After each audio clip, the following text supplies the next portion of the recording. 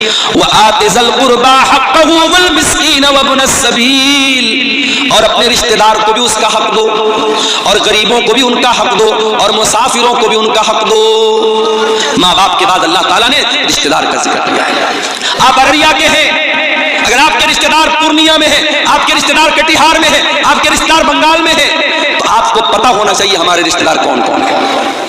اور اگر آپ کو اللہ نے دولت سے نوازا ہے اور آپ کے رشتہ داروں میں کوئی ضرورت مند ہے، تو آپ جب زکوٰۃ نکالیں، جب دان خیرات کریں، جب چندہ دیں، جب صدقہ خیرات کریں، تو اپنے رشتہ دار کو ترجیح دیں، رشتہ دار کی پہلے مدد کریں۔ رشتہ دار کی جب آپ مدد کریں گے تو آپ کو ڈبل ثواب ملے گا، رشتہ داری کا بھی ثواب ملے گا اور صدقہ دینے کا بھی ثواب ملے گا۔ آج بڑے افسوس کی بات ہے، ایک انسان مدرسے میں بڑھ چڑھ کر کے حصہ لیتا ہے، مسجد بنوانے میں بڑھ چڑھ کر کے حصہ لیتا ہے، اور اس کا اپنا سگا بھائی بیچارہ پریشان حال ہے، دانے دانے کا محتاج ہے، اس کے بچے بھوکے رہتے ہیں، اس کے پاس ڈھنگ کا مکان بھی نہیں ہے۔ میرے پیارے ساتھیوں، یہ انسانیت نہیں ہے، یہ اسلام نہیں ہے، یہ شریعت نہیں ہے کہ آپ پیٹ بھر کے کھانا کھا لیں اور آپ کا اپنا بھائی بھوکا پیاسا رہے۔ اللہ کہہ رہا ہے وآت ذی القربى حقہ، اپنے رشتہ دار کو اس کا حق دو، والمسکین، اور جو غریب لوگ ہیں، جو مسکین لوگ ہیں، جو سماج کا دبا ہوا طبقہ ہے، اس کی تم مدد کرو، وابن السبیل، اور کوئی مسافر ہے، یو پی سے آیا ہے، آسام سے آیا ہے، کشمیر سے آیا ہے،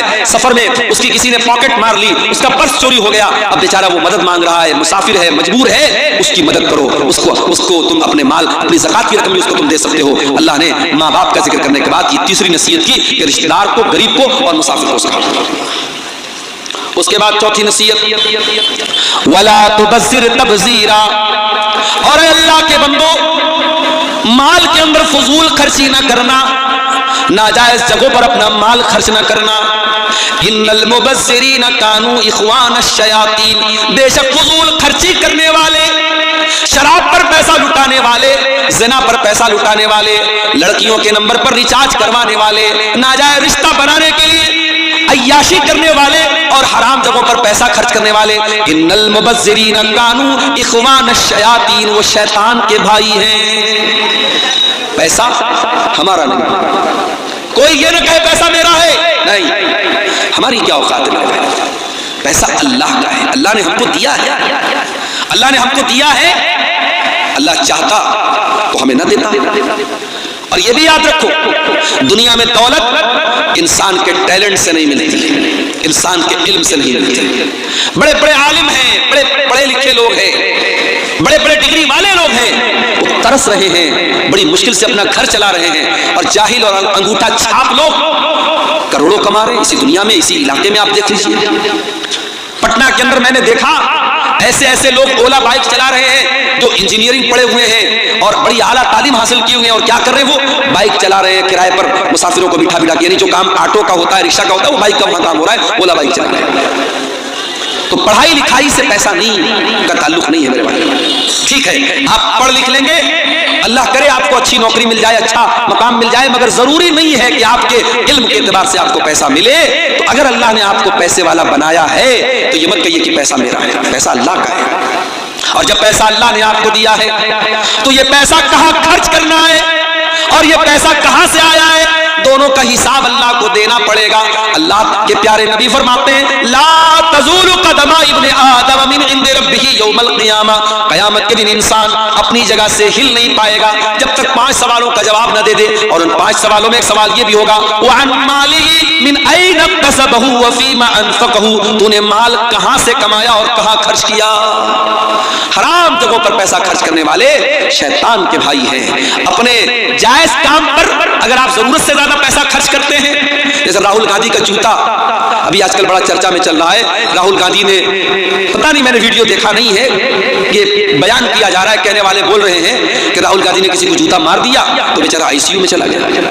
تو انٹرنیٹ پر میں نے چیک کیا تو پتہ لگا وہ 4 لاکھ کا جوتا ہے۔ بھائی 4 لاکھ کے جوتے سے کسی کو مارو گے تو کہاں جائے گا، آئی سی یو میں ہی جائے گا۔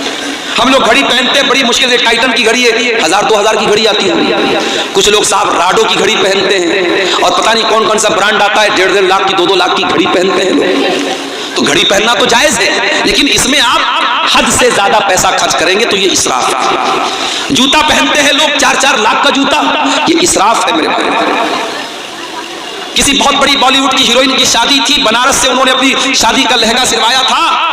بنارس تو جانتے ہیں آپ ساڑی کا گڑھ ہے اور کپڑے کا گڑھ ہے. تو میں نام نہیں لوں گا ہیروئن کا ورنہ آپ لوگ کہیں گے مولانا کو ہیروئنوں کا نام بھی آتا ہے. اس ہیروئن کے لہنگے کا کپڑا بنارس سے تیار ہوا تھا اور اس لہنگے میں اوریجنل گولڈ جو ہوتا ہے سونا، اس کی زری استعمال ہوئی تھی، اس کا تار استعمال ہوا تھا اور کئی لاکھ کا وہ لہنگا تھا. اور یہ آج سے میں 15 سال پہلے کی بات بتا رہا ہوں. ایک ہیروئن کی شادی ہوئی تو ان کا لہنگا بنارس سے تیار ہوا. شادیوں پر کتنا خرچ ہو رہا ہے دیکھیے.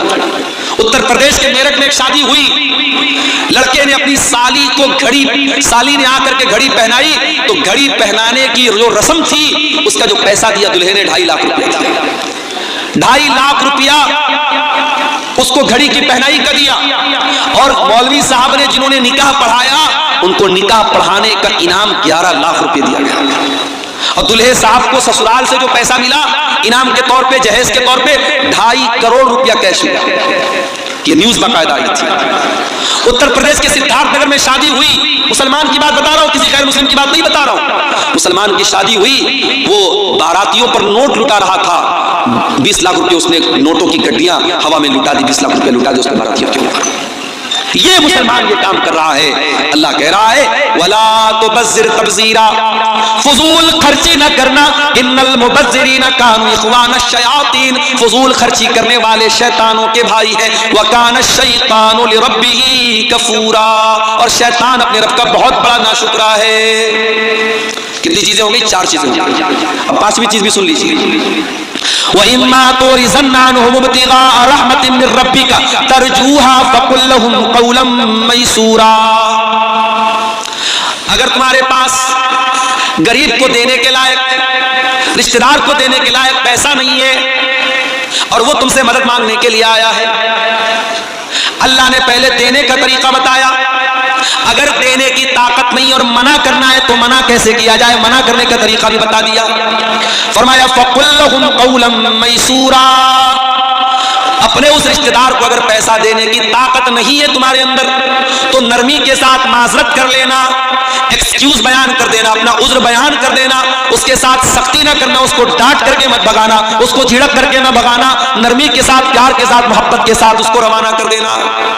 اگر کوئی آپ کے دروازے پر مدد مانگنے کے لیے آ جائے، کوئی سائل آ جائے تو قرآن کہہ رہا ہے اس کو کبھی سختی کے ساتھ بات مت کرو، محبت کے ساتھ، نرمی کے ساتھ کہہ دو بھائی ابھی میرے پاس نہیں ہے، بعد میں تم آ جانا. یہ نہ دینے کا طریقہ اللہ تعالیٰ نے بیان کیا. اس کے بعد فرمایا ان ربک یبسط، اس کے بعد فرمایا ولا تجعل يدك مغلولة إلى عنقك ولا تبسطها كل البسط فتقعد ملوما محسورا. بڑی جامع آیت ہے قرآن. بعض علماء کہتے ہیں کہ اس ایک آیت پر اگر کوئی دیش عمل کرے اس دیش کی ارتھ ویوستھا صحیح ہو جائے. آج ہمارے دیش کی ارتھ ویوستھا کیوں چوپٹ ہے؟ کیونکہ معاملہ وہی ہے، اندھیر نگری چوپٹ راجا والا معاملہ آ چکا ہے. آج ہم روڈ پر چلتے ہیں، چاہے روڈ اچھی ہو چاہے روڈ خراب ہو، ہر کلومیٹر پر آج ٹول دینا پڑ رہا ہے. بنارس سے، پٹنہ سے آپ کے ارریا آنے کے دوران کئی ٹول پڑے، اور ابھی یہاں سے اگر ہم کو بنگال جانا پڑ جائے تو کئی ٹول پڑیں گے. یعنی ایک ایوریج اگر جوڑا جائے تو ہر کلومیٹر پر 2 روپیہ ٹول ٹیکس ہم کو دینا پڑتا ہے.